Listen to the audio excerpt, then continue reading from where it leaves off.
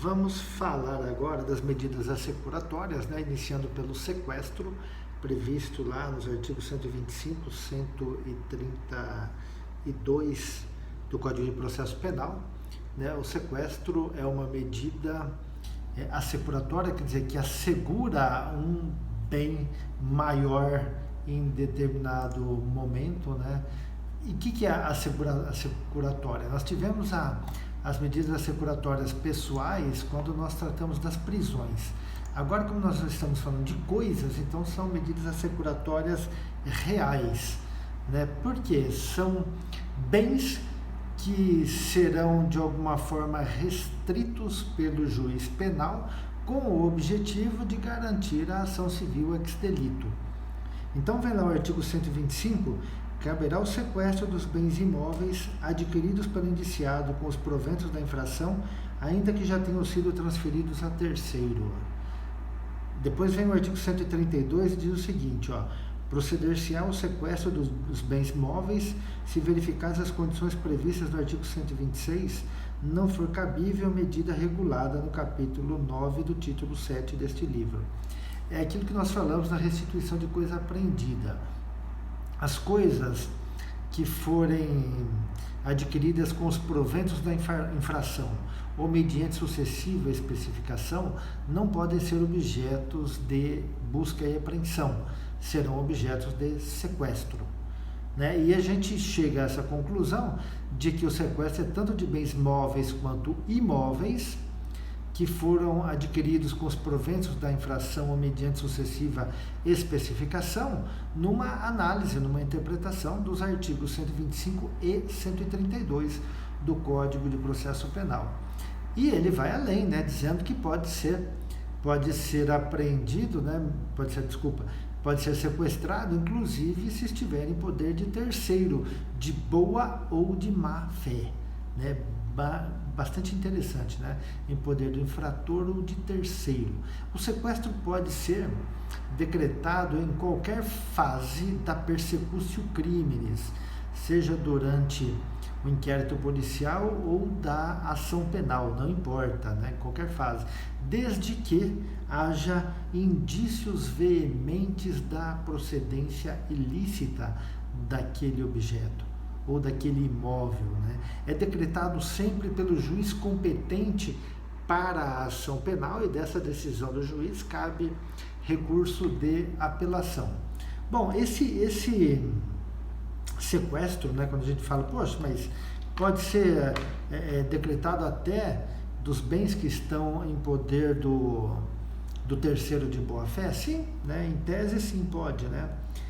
O Código de Processo Penal, né, ele cria, né, como a gente está falando de questões de processos incidentes, né, o sequestro ele é um processo incidente, ele não estará dentro da ação penal, é um procedimento à parte, uma autuação à parte. E o artigo 129 diz, o sequestro autuar-se-á em apartado e admitirá embargos de terceiro. Bom, o recurso, né, que se combate, a peça processual que combate o sequestro, né, buscando o levantamento dos bens, a liberação dos bens, são os embargos. E aí o artigo 130 diz o seguinte, o sequestro poderá ainda ser embargado, porque o 129 fala em embargo de terceiro, mas ainda poderá ser embargado, 130, pelo próprio acusado, sob o fundamento de não ter os bens sido adquiridos com os proventos da infração. Ele fala, não, eu adquiri esses bens aqui, comprei já antes da infração, né, ou aqui, o meu recurso era esse, para ter comprado. Quando ele fala adquiridos com os proventos da infração, quer dizer o seguinte, o sujeito subtraiu lá, furtou lá um banco, e com o dinheiro desse banco ele comprou bens. Esses bens não podem ser apreendidos, só poderão ser sequestrados. Ou então o sujeito lá subtraiu lá uma joalheria, né, e as joias foram todas derretidas e transformadas em barras de ouro. Essas barras de ouro não podem ser apreendidas, poderão ser sequestradas. As barras de ouro são esses bens adquiridos mediante sucessiva especificação. Essa sucessiva especificação nada mais é do que transformação. Se transformou as joias em barra de ouro, ou ao contrário, subtraiu lá a barra de ouro e transformou em joias. Né? As joias não foram objetos do furto, né? Os que foram objeto do furto foi a barra de ouro. Então, nesse sentido. O inciso 2. Pelo terceiro a quem houver os bens sido transferidos a título oneroso, sob o fundamento de tê-los adquirido de boa fé. Né? O terceiro de boa fé, ele tem que ir lá e demonstrar a boa fé dele, pagou o preço justo, tomou todos os cuidados na aquisição, não sabia da procedência ilícita daqueles bens, e aí ele apresenta a sua defesa.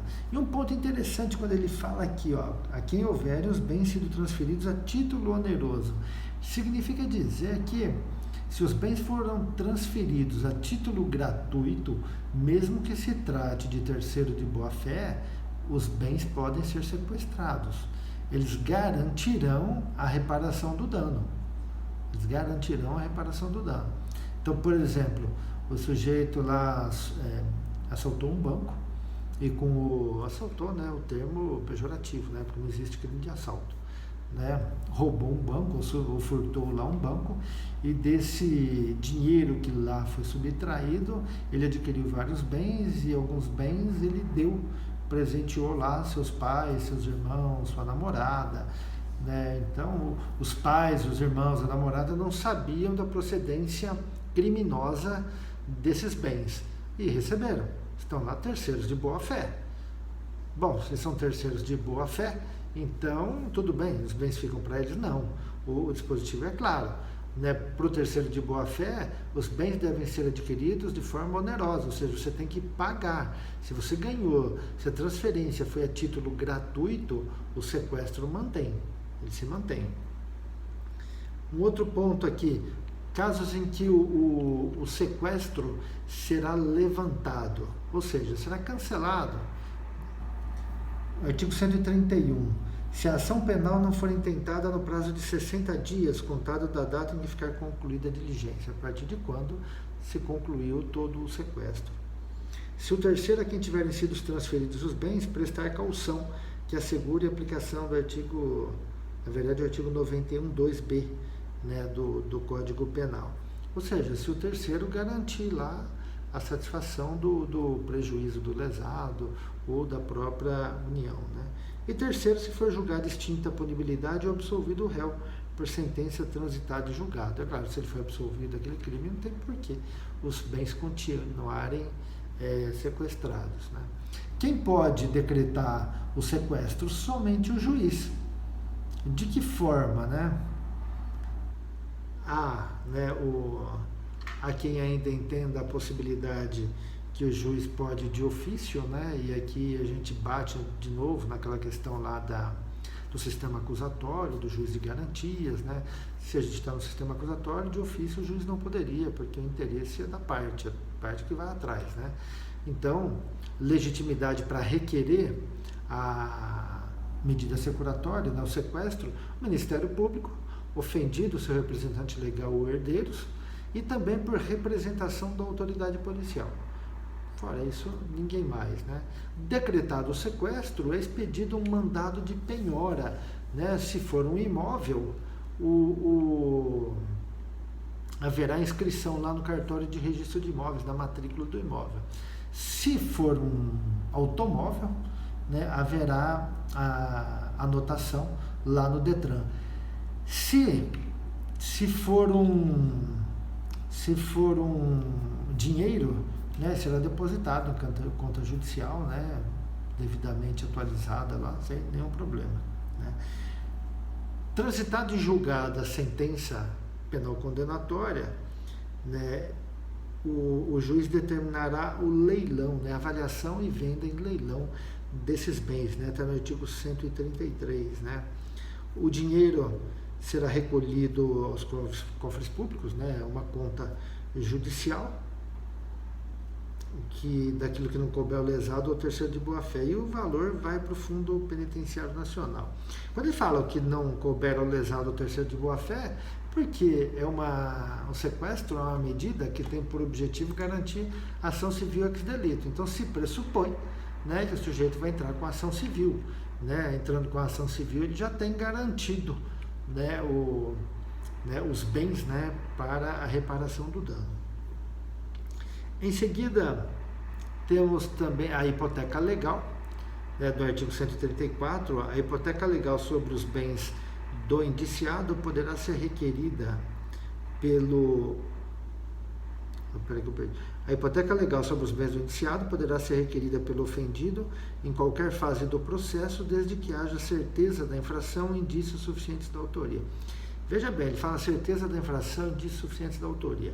Bom, se é durante o processo, ou seja, a hipoteca legal não pode acontecer durante o inquérito policial, só durante a ação penal ela já exige, né, a prova da materialidade do fato e indícios da autoria.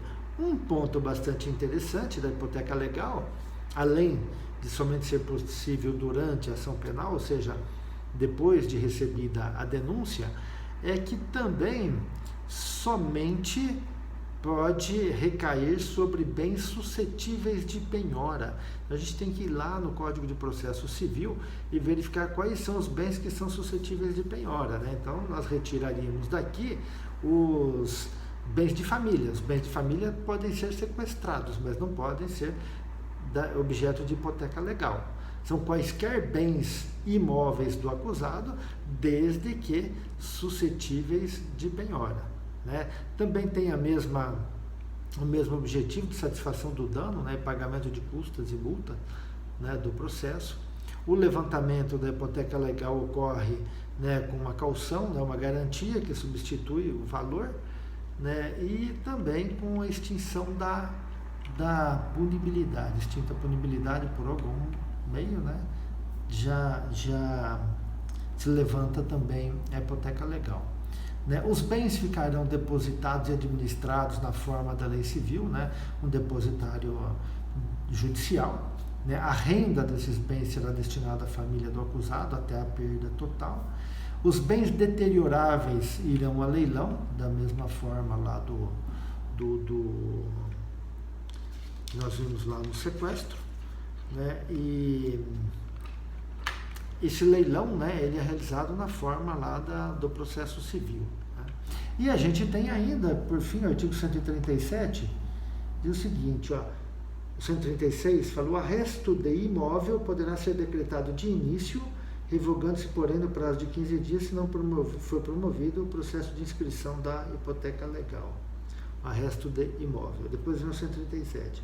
Se o responsável não possuir bens imóveis ou os possuir de valor insuficiente, poderão ser arrestados bens móveis suscetíveis de penhora, nos termos em que é facultada a hipoteca legal dos imóveis. Então, hipoteca legal é somente para imóvel. Quando se tratar de bem móvel, não havendo bem imóvel, então pode-se decretar o arresto dos bens móveis do acusado da mesma forma lá da hipoteca legal. A mesma coisa acontece lá, que acontece com a hipoteca legal, que acontece também com o arresto aqui.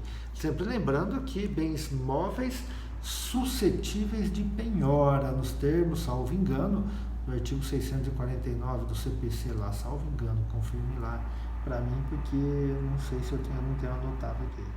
Tá bom? Grande abraço.